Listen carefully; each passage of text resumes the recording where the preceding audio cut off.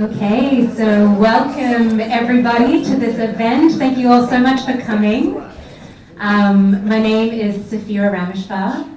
I serve as a representative for the Baha'i international community to the United Nations. It's so wonderful to see so many faces here, so many friends for this event. I'm here with a wonderfully esteemed panel.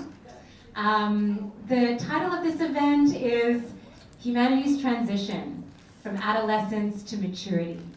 And so today we're going to be exploring this notion of humanity kind of moving from this stage of adolescence with its fits and starts of a humanity coming of age to a place of maturity. And it's so wonderful to be here at the Parliament of the World's Religions with you all exploring these points of commonality. So today we're going to be exploring aspects of human identity, what it means to craft a shared vision and a common purpose for humanity, and what our vision for the future of humanity looks like as we move collectively towards this stage of maturity. So I'm going to turn to our panelists. I'm going to give a very brief introduction, but our panelists will introduce themselves, say a little bit about their work, and one of the first questions we're going to pose to our panelists is, what is their understanding of human identity, and how that understanding plays out in their work and in their lives?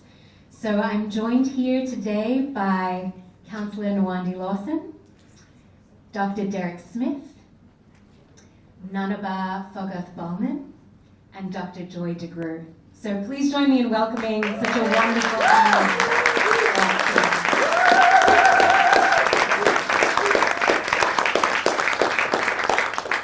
So I'm first going to turn to Nwandi and ask Nwandi to say a little bit about her work, to introduce herself, and how her conception of human identity unfolds in her life and in her work. Well, thank you so very much. It's a pleasure to see everyone this afternoon. I'm Nwandi Lawson. I am from Atlanta, Georgia, and as was indicated, I serve the Baha'i faith as a member of the Continental Board of Counselors for the Americas.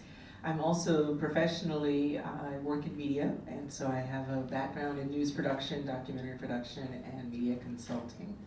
So in terms of human identity, becoming familiar with the Baha'i faith about a little over 20 years ago was really, really revolutionary for me in terms of helping me to develop a vision for the oneness of humanity and the fact that the identity of a human being is that of the soul.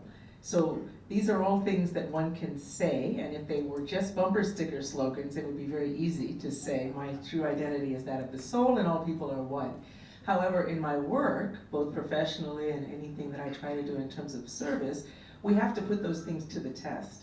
Actually, Baha'u'llah, the prophet of the Baha'i faith, said that the earth is but one country and mankind its citizens. So with that truth in mind, we actually have to take steps together, whether in our professional work or in our service to our communities, to try to find out what does that really look like. And so, I mean, I think as we go through a few of the questions, we can talk about it a little bit more as to what some of the examples of that are. But for me, the nonstop and exciting object of learning is figuring out how in practice people begin to act more and more as if we belong to just one human family. But that's not, again, I don't put that out there as though it were a bumper sticker slogan. It requires quite a lot of effort on our part.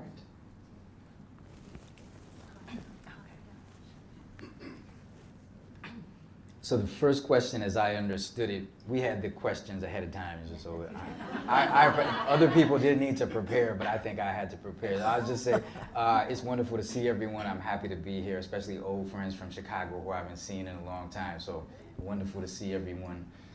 My name is Derik Smith. I live in Claremont, California, just outside of Los Angeles. I serve in the Baha'i community in the capacity of an auxiliary board member. I also serve on the executive committee of the Association for Baha'i Studies and with the Wilmette Institute as well. And then in my professional work, I teach in the literature department and the Department of Africana Studies in the Claremont colleges. And my specialty is African American cultural texts with obviously particularly literature.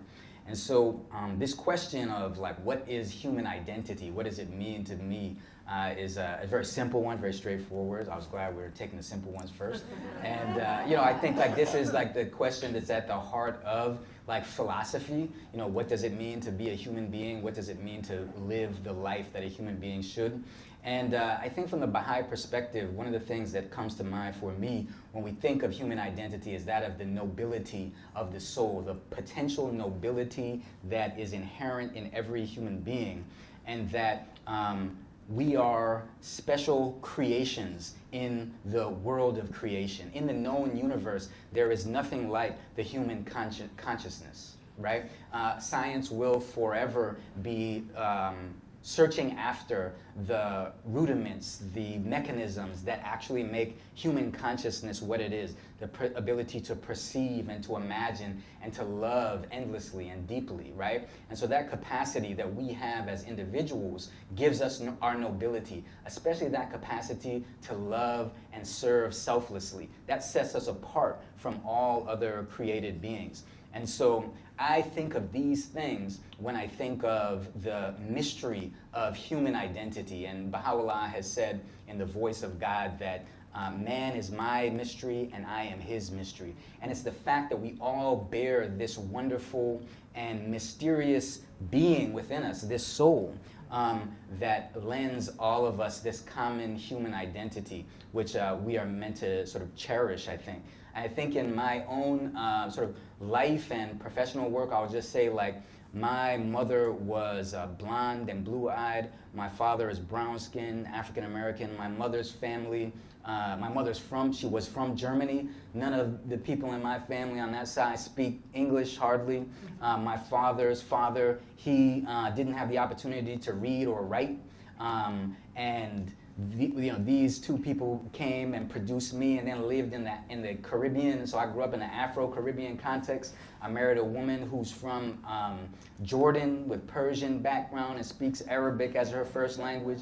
Our 3 kids are the beneficiaries of this sort of great array of what we could call secondary identities, right? And so for me, thinking about the relationship between these secondary identities and our primary identity as a soul, right, has been so fundamental. And so that's also kind of what brought me to my work in African American cultural studies, because that same question is there at the heart of African American literature, I would say. And so just to keep it simple and quick, right, one of the great texts, probably some of y'all are familiar with it, of African American literature is called Invisible Man, right?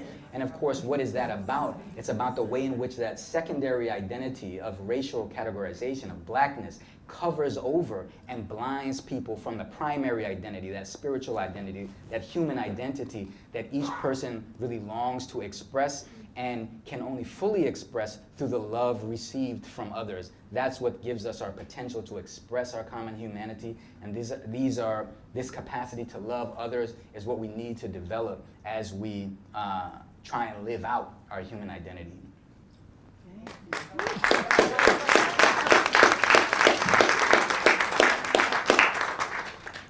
Greetings, friends. I am coming to you all from the Navajo Nation, Navajo land in northern Arizona.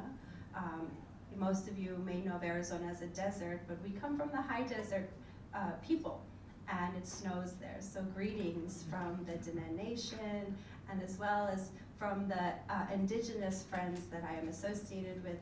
They send their love to this gathering this afternoon.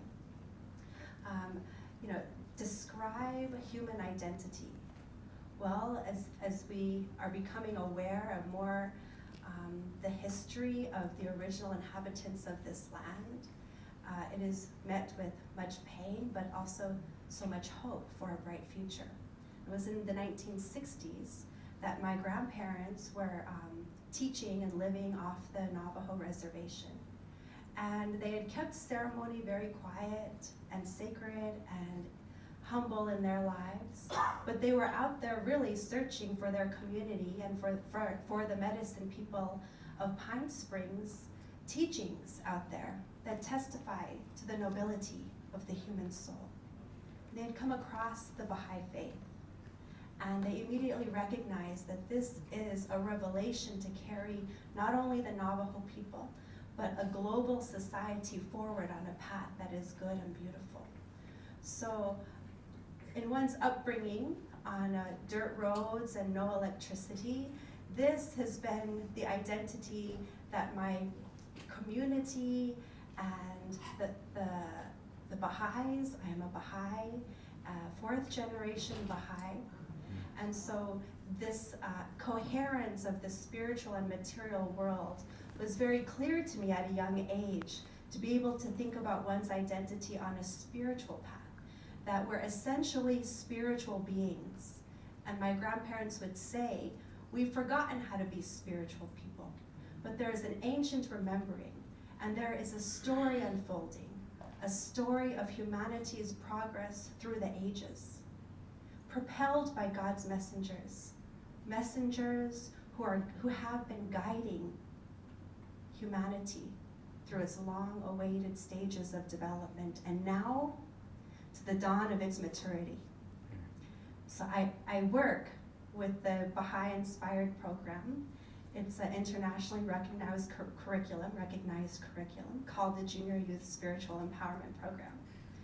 And much healing takes place at this adolescent age. And as we know, Baha'u'llah has come at this critical point when humanity is itself experiencing burgeoning spiritual powers like early adolescence. And those philosophical questions of who am I? What's my purpose? Where do I belong? We can now find it in the commonality of a spiritual identity, a spiritual path, to which this spiritual idea of oneself is rooted in the divine. And it lies in the powers of the soul to be developed. And so I love the work that I do with the junior youth program. These junior youth are going through a turbulent adolescent age because they desire growth, they desire maturity, and it's much like the experiences at an international and global level.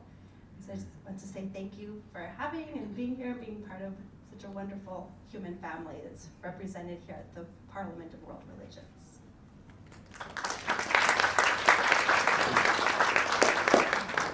Don't ever be the last one. Everything they said, pretty much everything.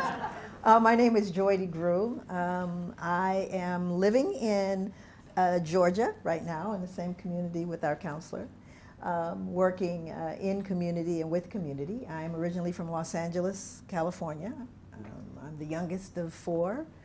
And my work is about healing. Interestingly, when I start thinking about this intersection of trying to understand humanity moving from adolescence to adulthood, I think about my adolescence. And I think about a world where you are moving through a process. You're basically hitting walls as a young person, trying to figure out how to navigate. Who am I in this space? And someone once said that the worst thing that you could do is have a person live through the world and go unnoticed.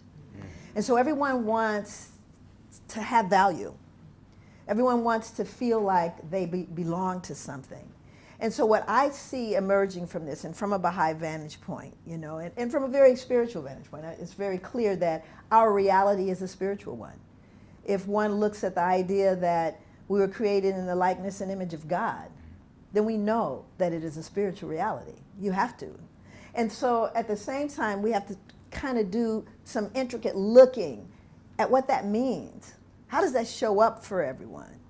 And for me, when I think about that movement to maturity, I'm looking at the kinds of things that intersect, that tell me who I am, like family, that tell us, but we're so much bigger. In the Christian faith, I grew up AME Church. I grew up in AME Church. And scriptures say, be still and know that I am God. In the Baha'i faith, Baha'u'llah, the prophet founder, says, turn thy sight unto thyself that thou mayest find me, standing within thee mighty, powerful, and self-subsisting. It is a knowing that every human being craves. We may not know what that thing is we crave, that God-shaped hole, if you will. We don't know it, so we are seeking anything to say, notice me. I have some value outside of the skin that I live in. And so I think that part of the answer, how we move through that process, is through relationship.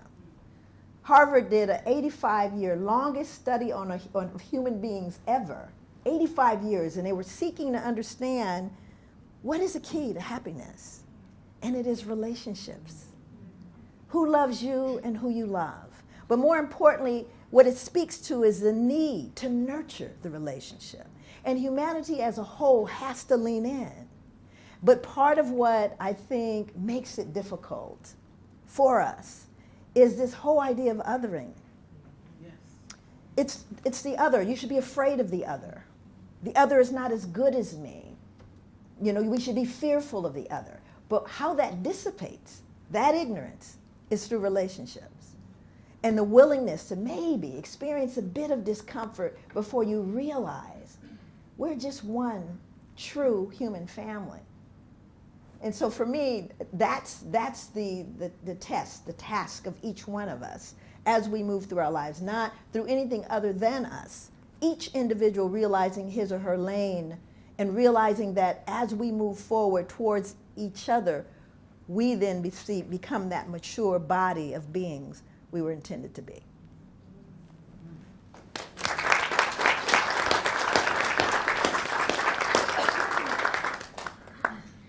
So who recalls the theme of this Parliament of World Religions? Exactly, so it's a call to conscience, defending freedom and human rights. So as we were putting together this panel, we were thinking about freedom and human rights. And those who are familiar with the Universal Declaration of Human Rights, it says in that document, we are members of one human family.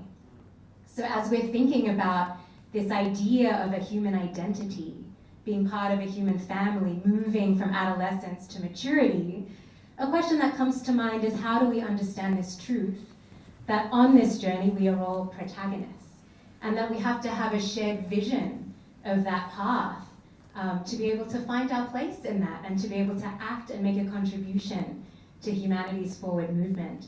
So the next question that I'm going to ask our panelists is how do we do this? How do we collectively shape a shared identity and a common purpose for humanity? So we'll start with Nwandi and we'll kind of go down the line again.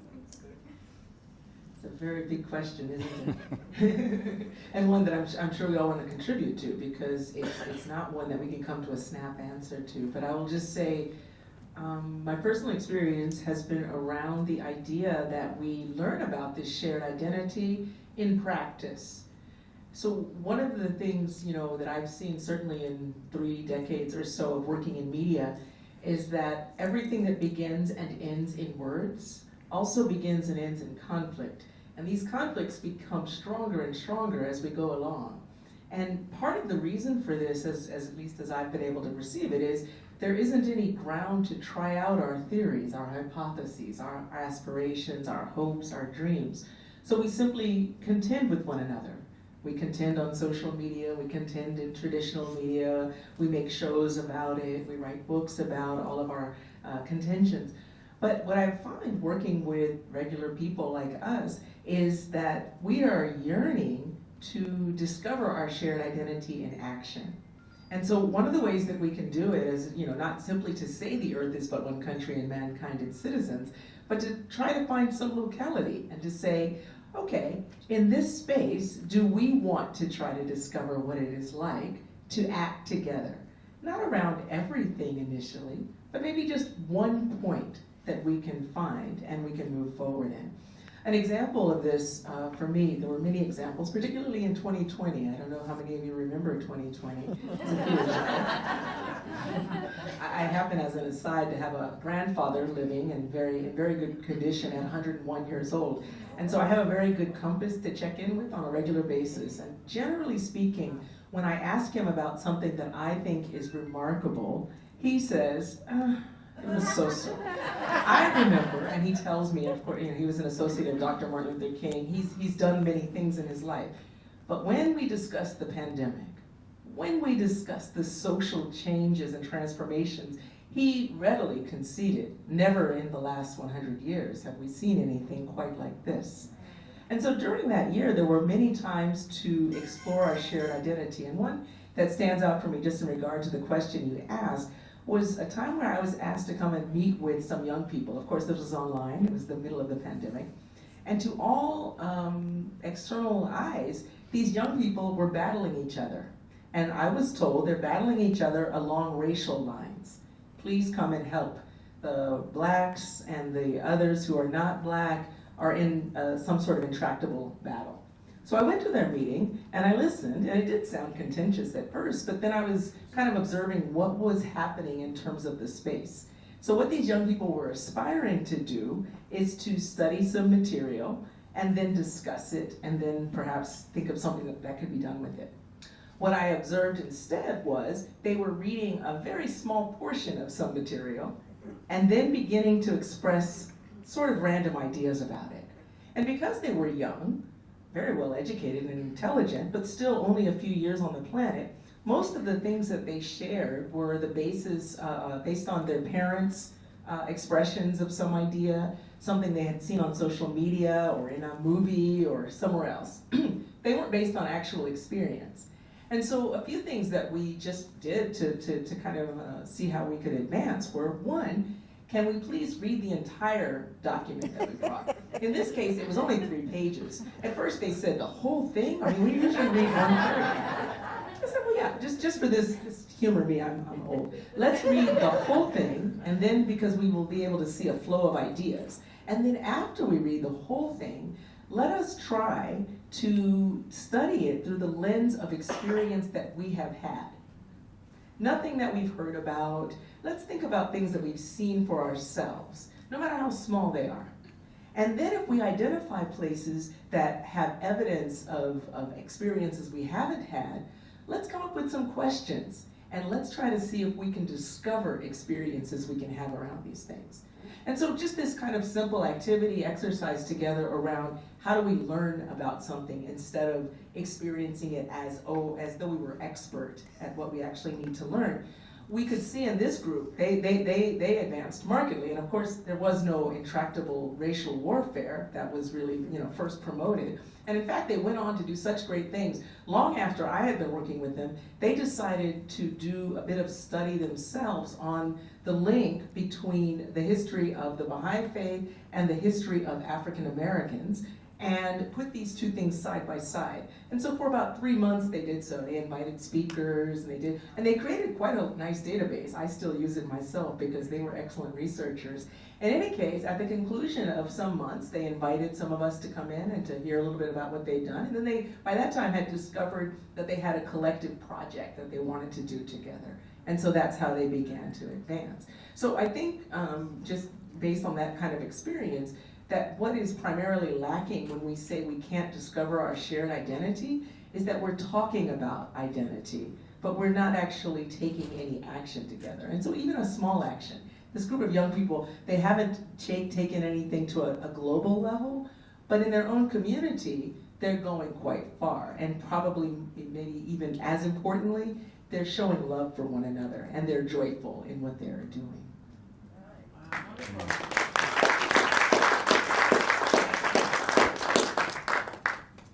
So thank you very much for that, Councilor Lawson. This important idea that ultimately these principles and these ideas that could lead us toward a shared vision of our human identity need to be worked out at the grassroots.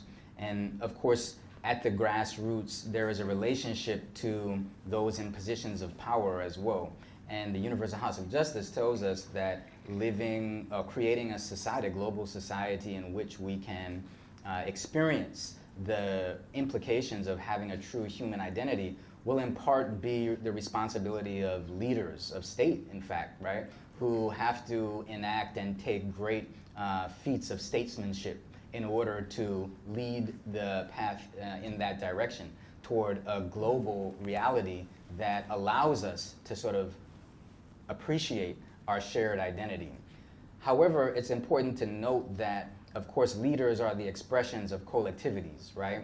And so each one of us becomes a protagonist, can be a protagonist, right, in establishing a life and a pattern of activity that follows the implications of our shared common identity. So each of us has this responsibility. And I think that, I feel, we're here, I don't know how many people are in this room, maybe 100 or so. Each of us have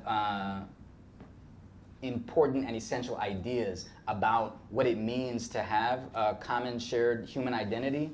And so like the ideas that I want to share are just like one among many. Because I feel like I should not act as though what I'm trying to say is some kind of prescription or anything like that. These are a couple ideas I have, I had when responding to this question about what does it mean to shape a vision of shared identity, right?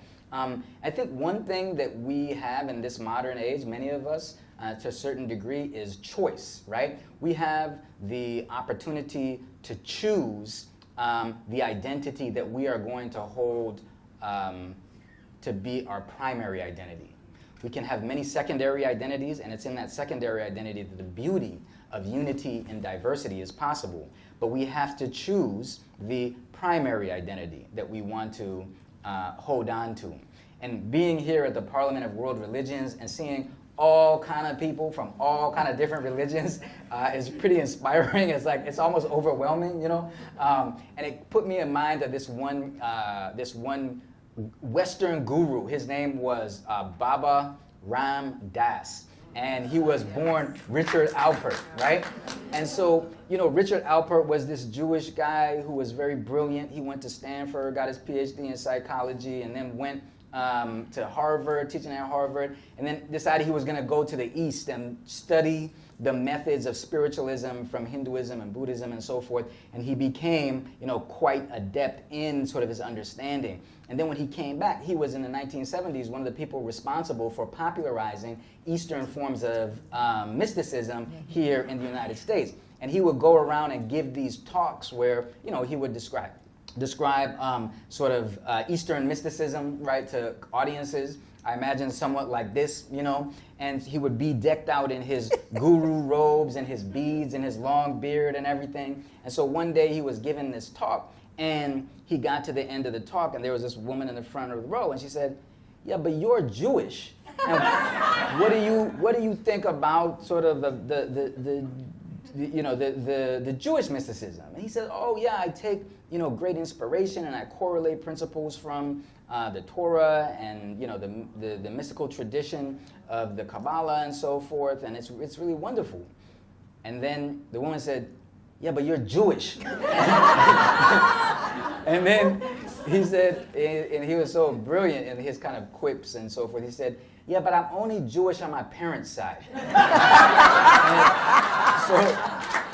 So like Richard Alpert had made this decision to hold on to a deeper spiritual identity that kind of allowed him to have both his Jewish identity, but then a sort of a spiritual reality that he was trying to live out in his life. And I think like the same is true for each of us. We have the opportunity to choose human identity and then to live out the implications of that identity. Right. Now, I think though, like as I said, like, having, growing up in the sort of the places that I did, in the skin that I did, and like in the studies that I've done, we understand that the creation of like the secondary identity of race is one that was meant to sort of exploit people, right? The most terrible exploitation in recent history in economic terms has been of those who have that secondary identity of blackness, right? And so, and the exploitation and the construction of that category has been so profound that it wanted to take people with that identity out of the category of human. Right? So when black people adopt and ascribe to themselves the category of the human identity, and say I am equal to and on par with every other individual who has that same human identity in the world, it means something a little bit different, and the stakes are somewhat different and they're higher. And particularly because of the history we have, it becomes necessary for us to try and foster the conditions in which all people can truly hold on to that fundamental human identity and see others as having that fundamental human identity. And so then on the practical level, in terms of some of the policies and some of the things that we think about and we engage in discourse around, we have to think about like reparations, for example, for historical wrongs that have been perpetrated against people who have certain secondary identities. But then we also have to think about these notions of the coherence of means and ends, right? So that we begin to see reparations, for example, as a application of justice, right? And the application of justice in the concept of the Baha'i, from the Baha'i revelation, Baha'u'llah says that the purpose of justice is the appearance of unity, right? So we begin to see this work that we do for justice as a means to the end of unity, as a means to the end of the realization of this common human identity that we have. And then we work towards creating the coherence between our means and our ends, right? So that we work for justice even as we are always holding our oneness as a human family with a common human identity, holding that most foregrounded in our minds and in our actions.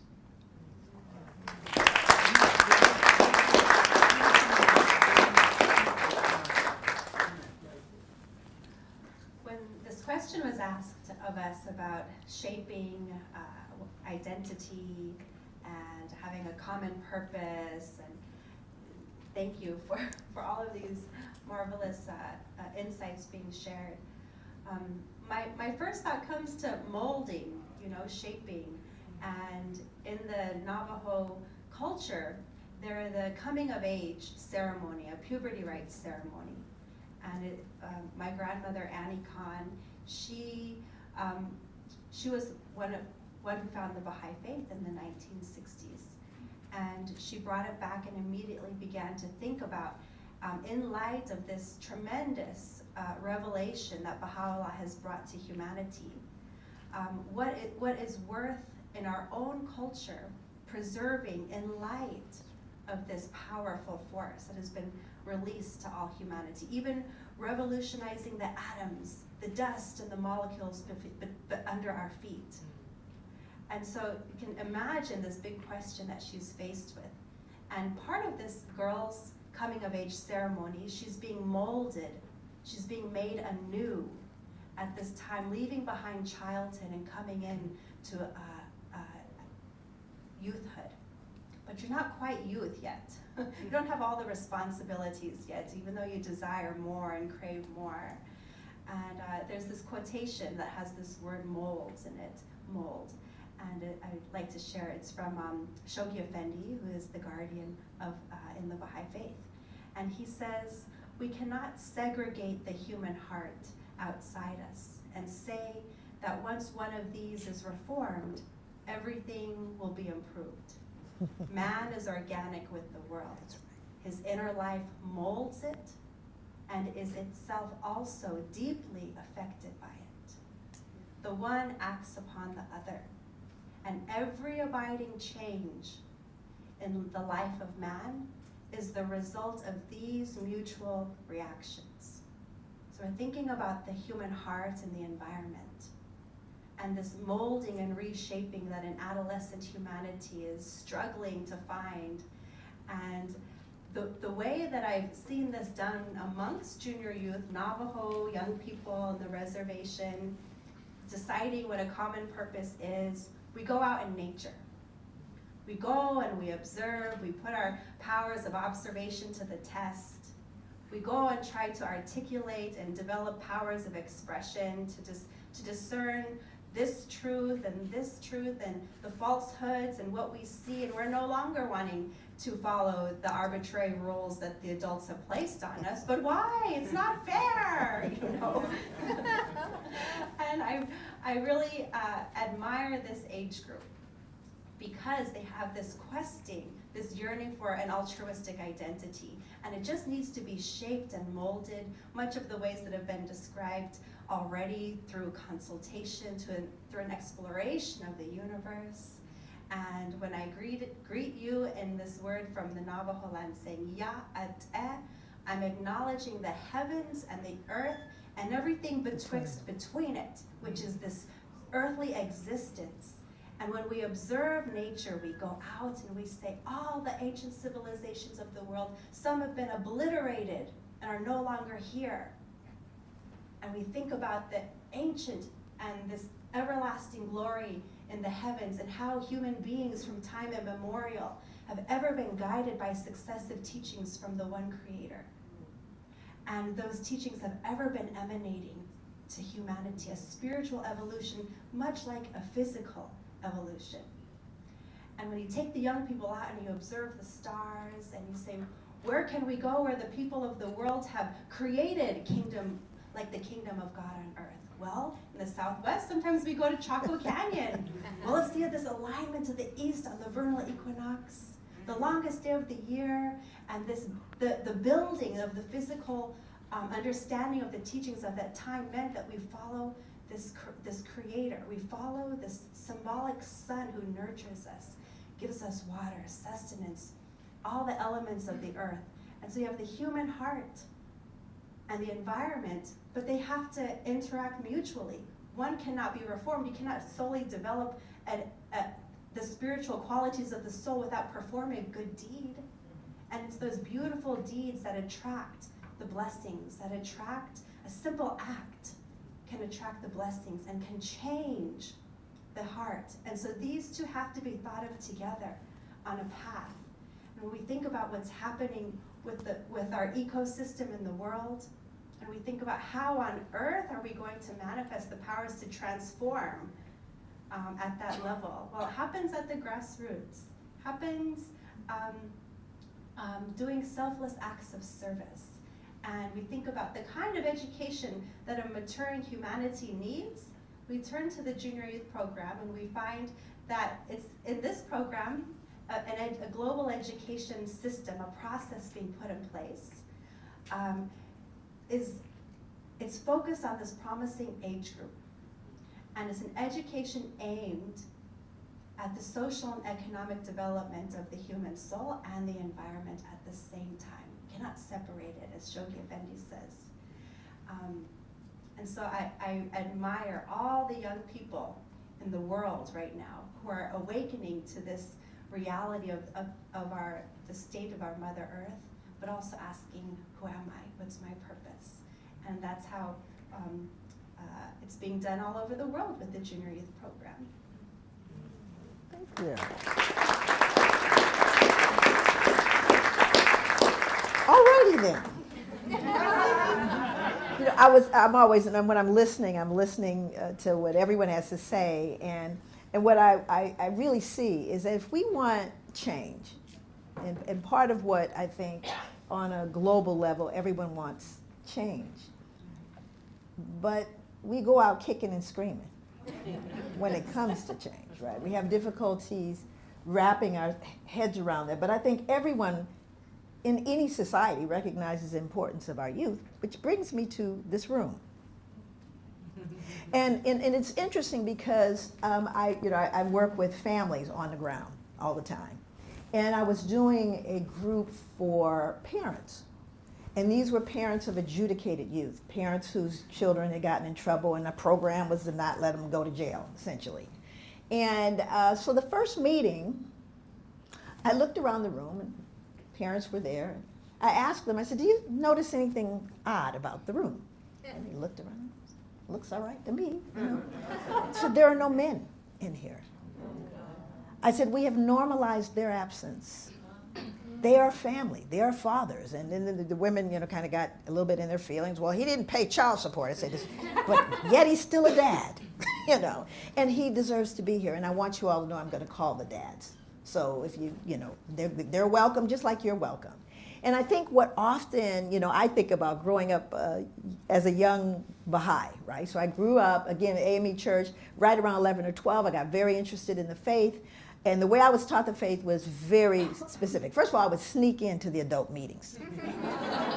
I would sneak in. They wouldn't even know I was there. I was sitting in a corner in the back, trying to get it. At one time, they were talking about a book called Epistle to the Son of the Wolf, which is a whole other thing. And everybody was talking, and they were conversing. They were deepening, Baha'is call it, deepening on it.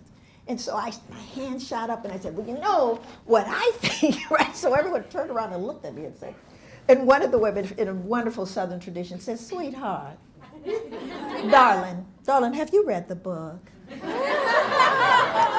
And I said, well, not yet. She goes, well, what I'm going to ask you to do is read the book. And then you can come back and you can engage with us, which is what I did, actually. I did go read the book because I wanted to be able to engage. And I think we have to create space for them. And so often, nothing wrong with us all being here, but I'm 65, right? And I'm not going to hit the tape in this race. I'm passing that baton. And they need to know that we're passing it to them, which is part of what the Junior Youth Program does. It incorporates their contributions to a world that is in so much need of them. And I just wanted to say, just as a caveat, to look around, because they're not often present in these spaces. And they can be. And they often want to be. And I think we have to always be considering that reality. And the last thing I wanted to add in terms of action, because there's no one more pressing about action than Counselor Nwandi here. You know, you got to go, what have I been doing? I'm getting ready to see her, what have I been doing? And my local spiritual assembly, which is a Baha'i institution in my community, is very locked into this whole idea of action. And I remember, you know, perception means so much, right? How we perceive one another, which I think is recognizing, and I mentioned this earlier, is that every human being, we can't agree on everything. I don't care how unified, there are no completely unified human beings. But there's some fundamentals that we have to agree upon, right? Our fundamental reality as spiritual beings having this human experience. But we also have to agree upon the fact that every human being has been given the right to be treated with respect and dignity. That's not something I need to earn. That is something I was born deserving. And therefore, we have to appreciate that with everyone. And we often disregard the youth and the children. And they have the right to be treated with respect and dignity as well. I was in my community in Georgia, Hotlanta. If you're going to go for a walk, you're going to wait. You can either go early in the morning or after the sun has gone down, right? So right there in the middle, you see people in my community walking, and everybody's walking. So one day I'm walking, and some members of my neighborhood, I see them in front of me, and they're walking. In front of them, walking towards them, is a whole group of young boys. And I mean, they're sagging, they got the hats sideways, tattoos up the neck, you know, they got all of that going on. And I'm watching the people in front of me who are now watching the young men coming towards them. And when the young men get kind of halfway through that block, they all cross the street. So now I'm walking, and they're walking towards me. So when I get close to them, I said, hey, hold up. What do you plan to do with your life? To ask what? And all of them start laughing. I go, oh, no. You better be thinking, because I'm coming to you next. Right? So the young man says to me, well, I want to be an entrepreneur. I said, really? He says, yeah, my uncle owns a barbershop. I'm thinking about owning my own spot. I said, well, so what are you doing in school that's going to help you? The next thing you know, they're chomping at the bit, all of them, to tell me their dreams and their hopes. But what did it say when those people crossed the street? What did it say? It got to the point where when they thought they were going to miss me when I was walking, they would wait for me because I was interested. Because I didn't just, I was interested in what they believed and what they thought. We are all co-contributors to the healing, co-contributors to the unification of humanity, of recognizing our essential oneness. We are all co-creators of this. And if we want to help, we have to engage the very people we're talking about trying to help. And so often their voices are not heard. They're not in the room, and we don't miss them. And so we cannot normalize the absence of community. We cannot normalize that every single person has a right to be in that space and to lean into it. And on a very practical level, again, every day, my daughter always says this, to beam light. You don't have to say, in the African American community, we do this. You see black folks, and my friends, especially my white friends, gosh, you know so many people. Honestly, I don't know those people. But I'm going to greet them. And what does that mean? You know, and going all the way back to Africa, my first visit to South Africa, when I was greeted with, in every tribal language, the same way, I see you. And is not that what we do when we do this? We say, if nobody sees you because of that, you know, secondary identity, I see you. And it also says, I see beyond this. I see the you in you. I see the full you. And I think that we can beam into a child, into a person that seems to be down. And if you ever think about a stranger saying, how are you? Good morning. You feel blessed? I feel blessed. Whatever it is, it lifts you. So it's the small things, the little things, those things that bind and create relationship.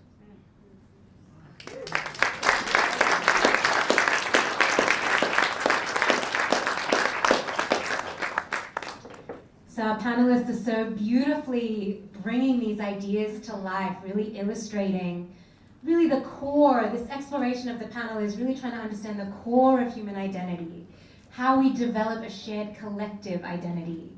And the theme of this kind of moving from humanity's adolescence to humanity's maturity.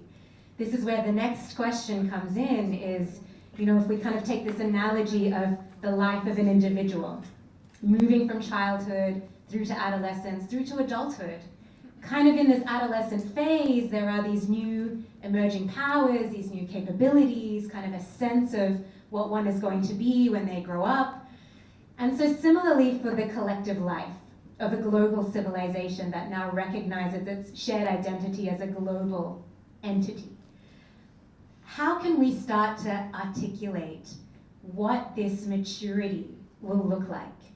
And the Baha'i writings are full of, you know, a beautiful kind of description of what humanity is moving towards. We know that world peace is not only possible, but it's inevitable. This is an article of faith that Baha'is have, that into the future, every human being will have the opportunity to live a prosperous and a peaceful life. So the question to our panelists now, we've looked at human identity, we've looked at cultivating a shared collective identity. Now we want to talk about how we can describe a unifying vision for humanity's future and how we can kind of articulate this in the conversations that all of us are having here at the Parliament. How can we share with others a compelling vision of humanity's future and what our collective human destiny is? So maybe we can start with Joy, so you're not always Come lost. on. Now I Beautiful question. I cannot believe you give me that question. This The question first one, the one I was happy to be last. All right, that's okay. I know where you live. My goodness. You know, I can only look at it from my very minute space in the world, right? And the spaces that I navigate.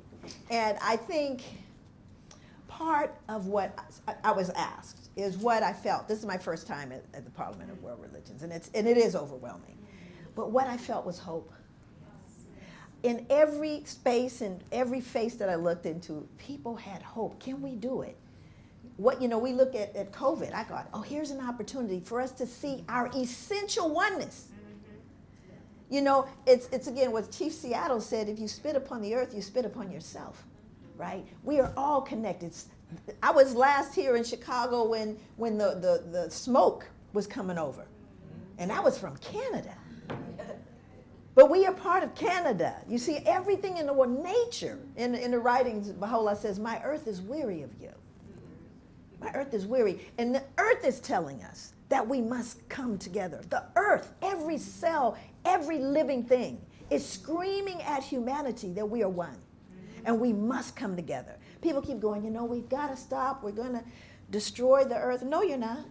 This earth is billions of years old. It'll spit you out and start all over again. You better understand this is to save you. Because earth is going to be just fine. It's, oh, you know, 100,000 years of toxicity, we can manage that. And we'll come back. But not us.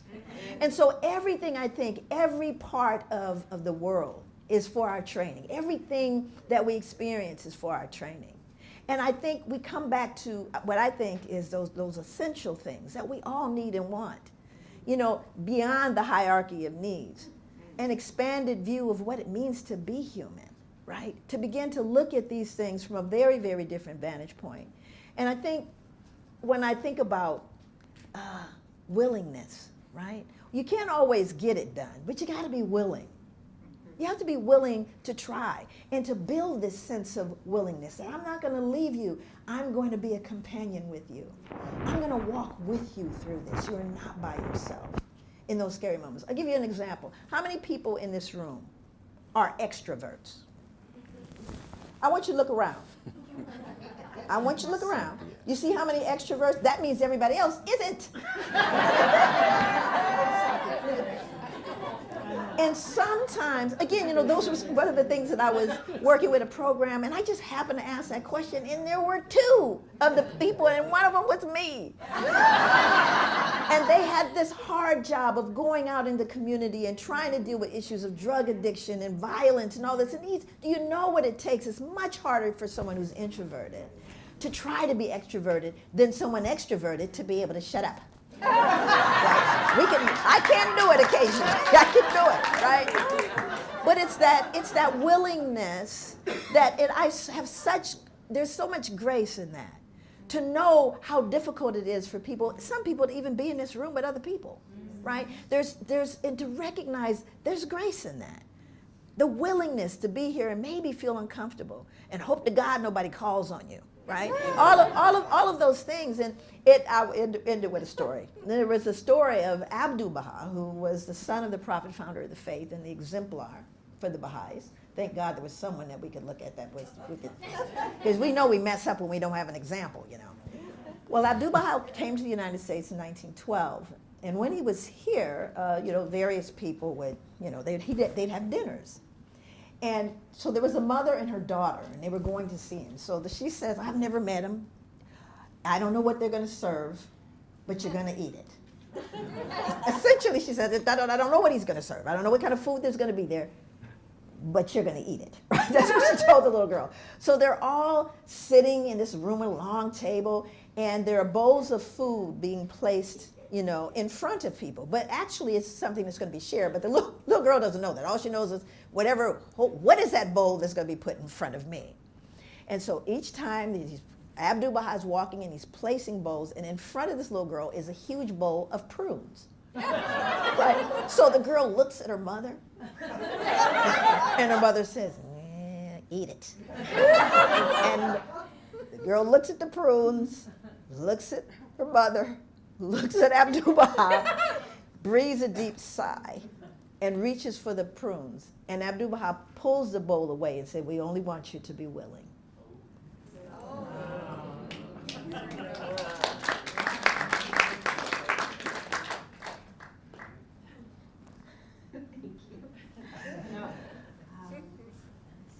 That's something I've been asking our own community is a willingness to implement this Junior Youth Spiritual Empowerment Program. And thinking about a unifying vision for humanity and how do you share that? How do you, back home and in every corner of the planet, it begins with an invitation. And it was this program that caught my attention because in its training materials for the mentors of junior youth, the early adolescent stage we call junior youth. In the training materials, there was a quotation that said, all must participate. However humble your origin, however deficient your means and limited in your education, all must participate. And I think about how humanity is standing at the threshold of maturity and the invitation to the grassroots people of the world, the yous and the me's, and I tell the people, you're invited, you come. Because Baha'u'llah has summoned everyone to participate in this process. And the grandmothers that I work with, it's a lot of intergenerational work, because when you create the spaces for junior youth, their planning, their consultation, their ideas, and you have many of them. You just gather one and they all bring their friends. And you know, many hands make light work, so we get much accomplished in terms of offering community service to our families, to the elderly.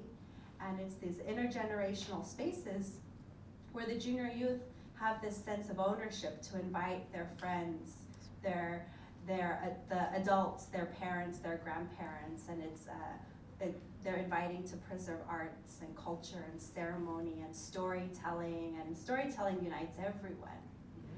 And say, all must participate, all must contribute. Come, walk with us. We're walking down the dirt road to pick up trash, and the grandmas will get their little bag and their cane, and they'll just be out in the sunshine, and it got them out for the day.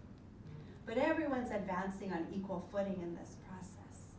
And I think that's the beauty of the marginalized people of the world, is this extended hand to contribute constructively to a process that will that is in need, and it's been ongoing. And this is the spiritual destiny of the peoples of the world, is to participate. And we find that our purpose is in the development of this soul, that this earthly existence, this earthly life, this this greeting in between, is that we're here to develop the powers of the soul. The acquisition of spiritual heavenly virtues played out in a spiritual drama that is of service. It's helping one another. A simple act of kindness can restore a force that has spent itself in the past, healing, but it also has the power to restore a force for the future generations. And I think that's what the kind of education that our communities need. Every community needs a space for young people to come to and be an extended an invitation to come and to advance on equal footing. And when I share this vision with the people, and I go and I visit other reservations, tribal nations and communities, and they have the existing spaces already. And it's acknowledging that we live in a spiritual dimension, and it's made up of a material one, and that everyone deserves to have prosperity. And so let's do that for one another. And this is the time. This is the dawn of a new age. And the Baha'i faith has only been around for about 180 years. So we're literally at the dawn of this unique, wondrous system of empowerment. And I invite all of you to go home and find those young adolescents who are 6th, 7th, 8th grade and ask them, what are your hopes? What is your aspirations for the future? Because in 25 years, they're going to be the ones. And how have we prepared them to take their part in this role, in this world, and to effectively participate in the affairs of their community? And anyway, thank you.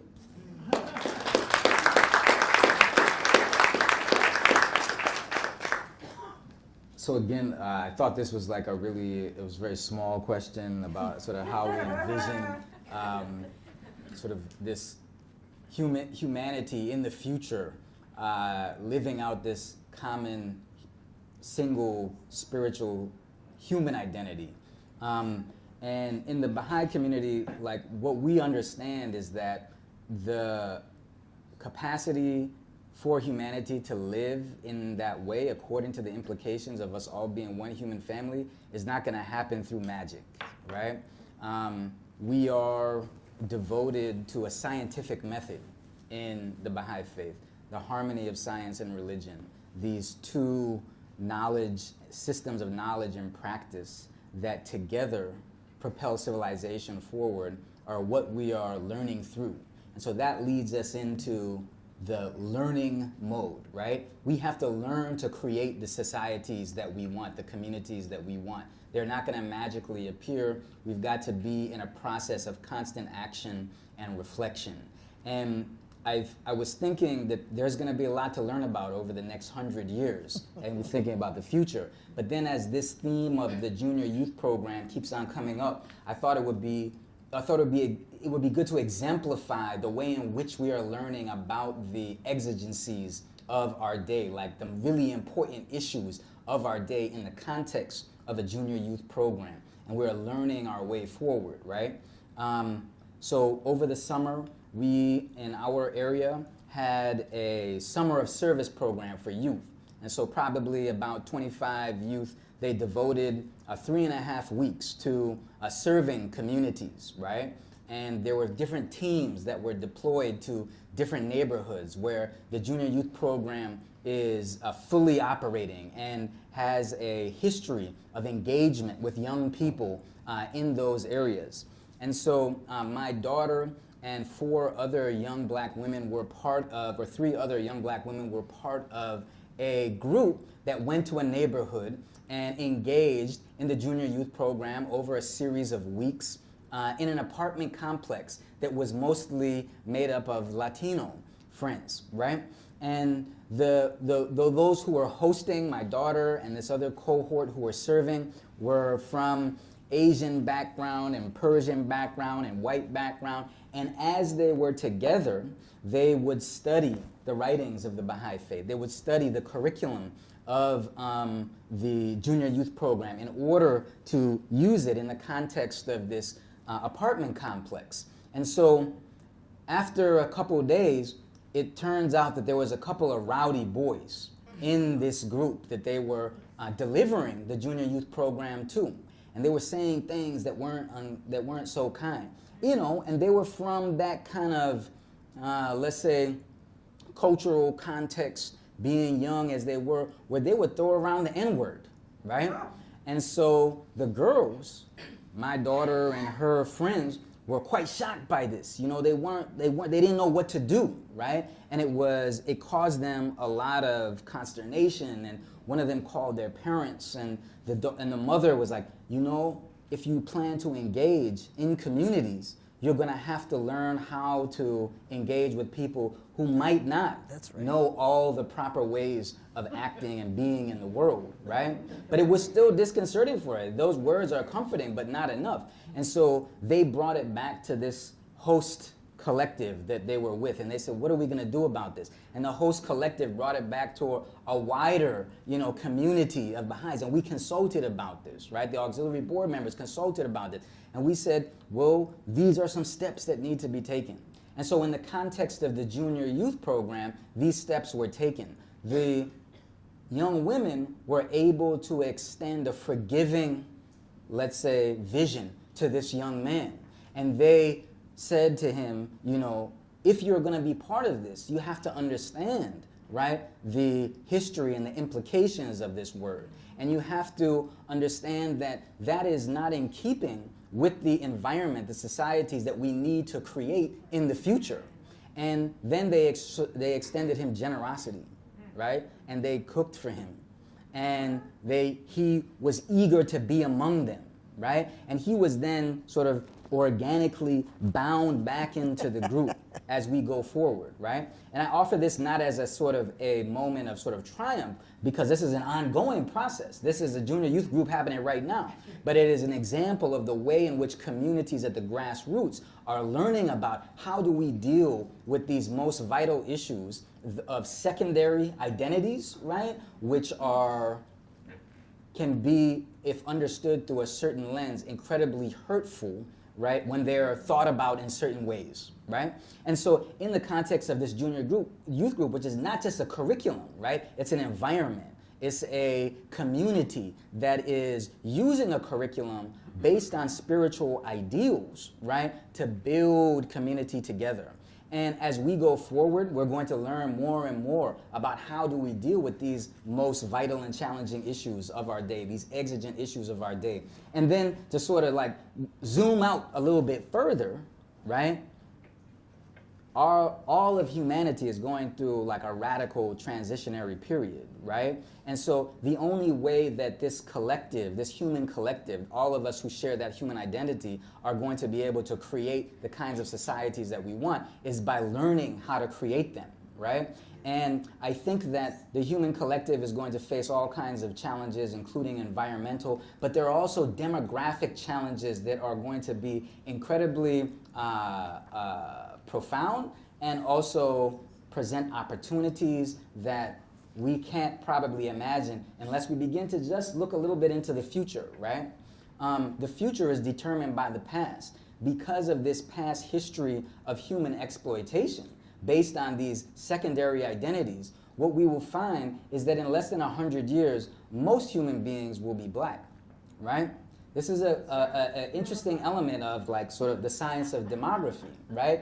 In 100 years from now, most babies are going to be born in Africa, right? So why is that? Well, that's because the opportunities for material education and so forth and material well-being have not been there. There's larger families. Other parts of the world, family numbers are dwindling, right? And so what we will have is this human collective, which is majority black.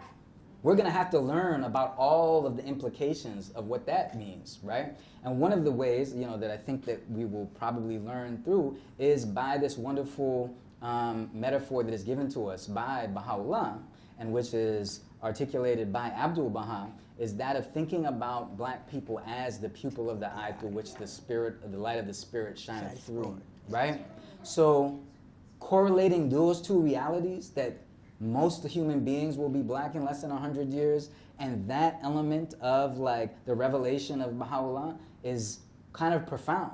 And it's something that we're going to have to learn about. How do we shed all of this sort of the negative stigma and so forth that is attached to blackness and actually see it as a place where light shines forth? And so then we're seeing most of humanity as this portal through which spiritual light enters the world. I think that's daunting and exciting as well. And as we go into that future, the only way that we're going to be able to do it is through a method of learning. Wow.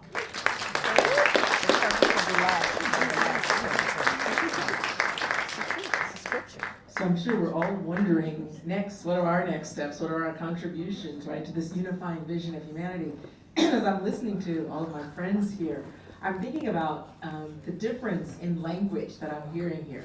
The description of adolescence, not as derelict and, in seek of nothing but personal pleasure, and all, but rather as those who are actually responsible and in whom we have confidence that they can lead us forward if the environment is created for them to do that.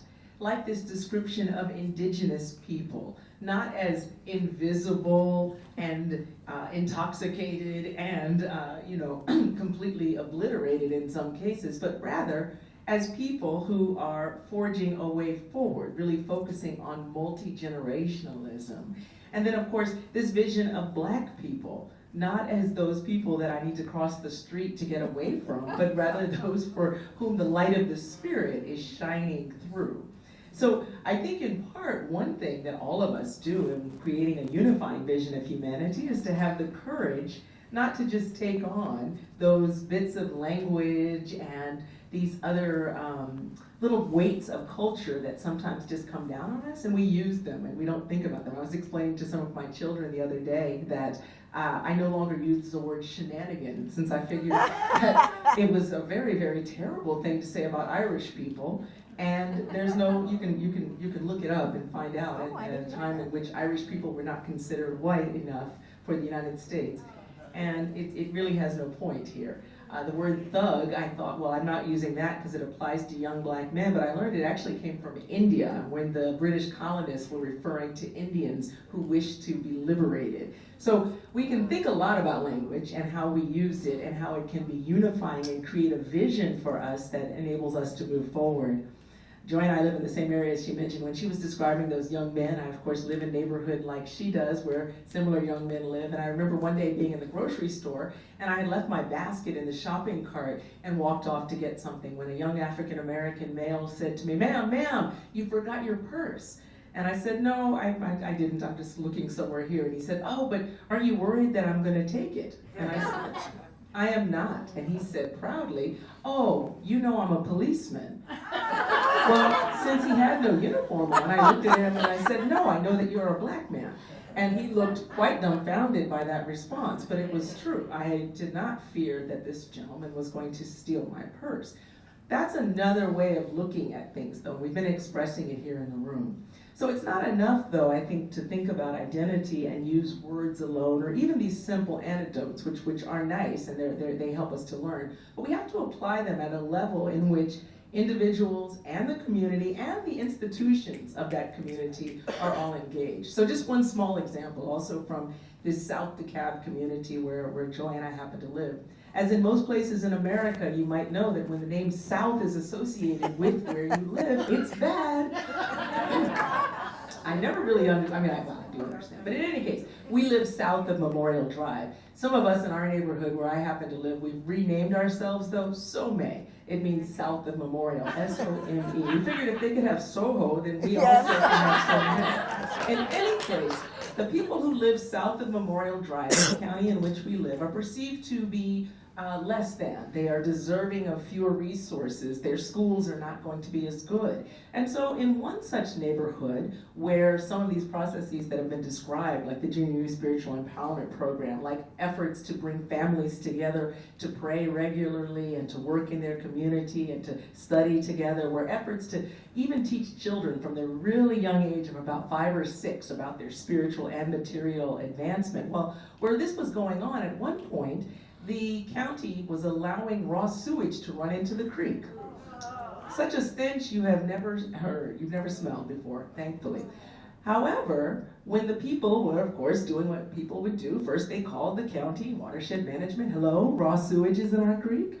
Well, we've looked at it, it's not our fault. It's the apartment complex. Okay. Well, these folks, because they had this experience, not only could they apply it to praying in their homes and to offering classes for their children or the Junior Youth Spiritual Empowerment Program, they also could use it in collective action. That's right. And so they came together, and they knew it wasn't enough. Yes, sure, they could have marched and made some signs and so forth, but they really wanted to actually get the creek cleaned up. Not only because it stank, but because water is a resource that reaches all people. If we pollute our creek, we pollute your creek. We pollute all the creeks. So it's really not okay for it to take place north of Memorial Drive or south of Memorial Drive. So they began to do their work together, but they had certain principles that they knew about because of their work in praying and studying and teaching children. One, they knew that it was not necessary to be in conflict in order to make change. And so, for instance, when they proposed to the county that something be done about this, and one member of the group of community members found out some dirt on some of the commissioners, but the group of friends decided that they were not going to use this information because they were not going to defame or dehumanize someone else. As my brother was saying, the means and the ends must be just together. They cannot be tilted in one way or another. So it's not possible to establish justice for yourself by dehumanizing someone else. So they continued along, and I'll tell you, it took a little bit of time for them. However, the combination of collective action among people from the very youngest people in the neighborhood all the way up to the very oldest. Do you know that the elders in the community, whenever they would hear that there was going to be one of these meetings of commissioners and the neighborhood would be going, they would get on the phone and make sure, please somebody come and pick me up so I can come. I'm not able to go and do the walk-arounds with you guys, but I want to be there. So each and every meeting, they packed the house. And can I tell you that the commissioners of this county had never seen such a group of people from south of Memorial coming together in this way. They were shocked. However, because the people continued in this collective way, and by the way, when necessary, they also employed another form of institution, and that was the media. They needed people outside of their neighborhood to know this was happening. And therefore, within a very short time, something that they had been told they would have to hire attorneys, which they could not afford, they would have to go through so many different stages, it actually had been rectified. And one of the most wonderful things about their efforts in this community are that they discovered the raw sewage problem in their neighborhood, of course, was flowing elsewhere. And in fact, they were at the good end of it. In other neighborhoods, it was all the way into people's backyards. So this group of people was able to see through the application of spiritual and material principles, through the fact that individuals work together within communities and with the institutions of that community, change does take place. But in order for that to happen, we have to reframe the human identity.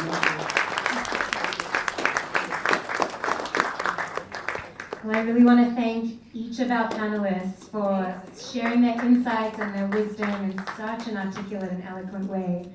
We have just a few minutes before I believe the next event is starting here, but I did want to give us a quick chance to be in dialogue with our panelists.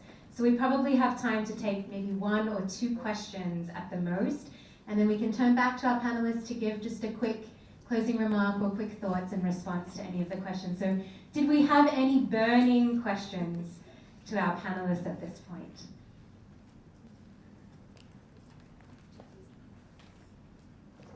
Thank you so much for being full of love and spirit and hope and inspiration. It's like this should have been on the plenary.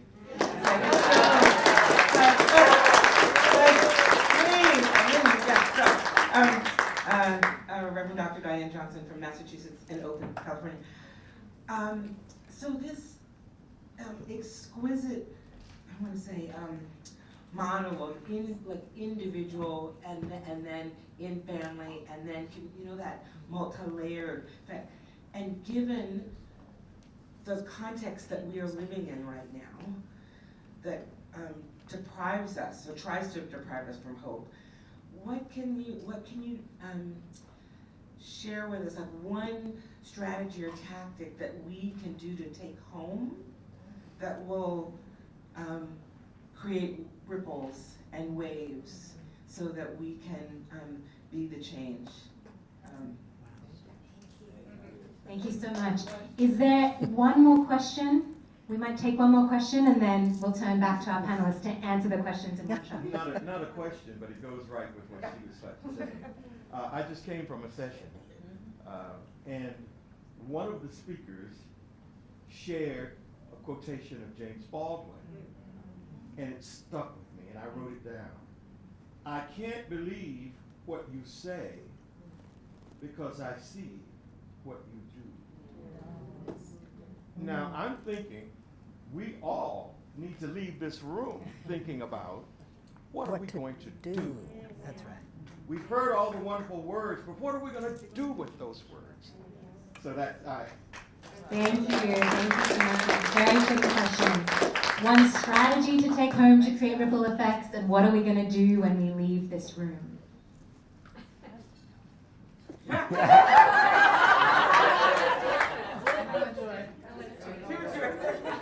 I defer. Okay, so, well, I feel like I can only give my little view of things. And one of the things that I've started to do, and what the Baha'is are doing, is really inviting them in. Now, I think that we all have common concerns like the sewage there. Everyone had a common, kind of input there. We're all interested in it. And I think you can do that in your home in small ways. There are a number of activities that we are doing in our community, hosting children's classes, right? Sometimes people are doing just devotional gatherings. Just come together. Let's pray for our community. Let's just pray for what we want to have happen. And you can even add a theme to that, to focus on maybe the education of children. But whatever you can do, I think we have begun to become a society where we don't even know our neighbors, right? We don't want to knock on the door because we don't know the people on the other side. And I think that to just have that kind of welcoming spirit to invite people in. This is something that we're doing in our community. It's what I do in my community, and in like-minded concerns. I know that at our center, near our Baha'i center in our community, there was a shooting, right? And what happens in communities where, again, it gets normalized, people are traumatized in their homes. They're by themselves, and instead we offer, come to the Baha'i Center, let's talk together. and people had a chance to not be alone and not be so afraid. And then they can hear some of the other activities that we're doing that, they could maybe start in their own home. Anybody can start a devotional gathering in their home. Say, we're just going to come in. We're not trying to convert anybody. We're just trying to come in and have a spirit that is asking for this generosity of the spiritual realm to come and help us. So for me, I think it's a matter of looking at where you are. I mean, some people have focuses on different things. Find like-minded people. We have study circles here where we talk about specific subjects, mainly things that are germane to any spiritual practice, and no matter what your spiritual practice is. And so I think that it begins with the individual. And again, not everybody's an extrovert. It's not always easy to do that. We have people that just walk together in the neighborhood. You can begin to have conversations when you're doing that walking through the neighborhood. So there are a multitude of ways. But again, if you are near a Baha'i community, to check out what they're doing. You don't even have to start it. It's probably already started wherever you are, if you're not that kind of person. But I think that's the whole key, is that we all have common interests once we show up in the same room. We go, oh my God, I was thinking the same thing. Oh, I had that very same concern. We're more alike than different. And that only happens when we are in proximity. Thanks for the question. I have a quotation that I'd like to share. In an environment of love and trust born of common belief, practice, and mission, individuals of different races will have the intimate connection of the heart and mind upon which mutual understanding and change demand. So that we can create this environment in our homes with our friends, and it can begin with the simple question is, what are your hopes? What are your aspirations? And you'll find that that's the common thread.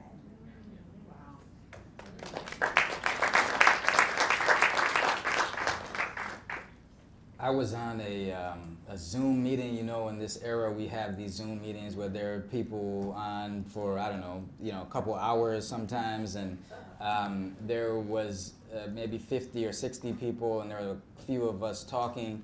And at the end of the session, one of the people who had been in this was primarily Baha'is in this Zoom space. He said, I don't really understand all that y'all were talking about, but I heard something that I liked, and that is that y'all have a plan. And I think this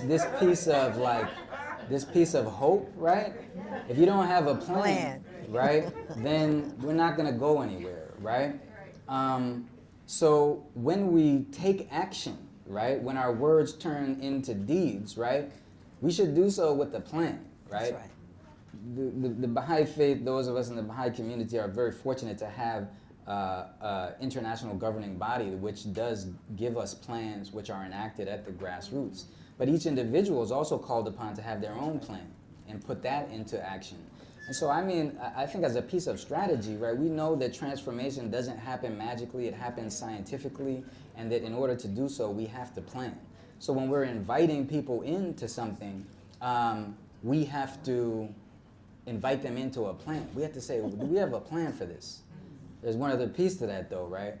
Muhammad Ali said, everyone's got a plan until they get punched in the mouth.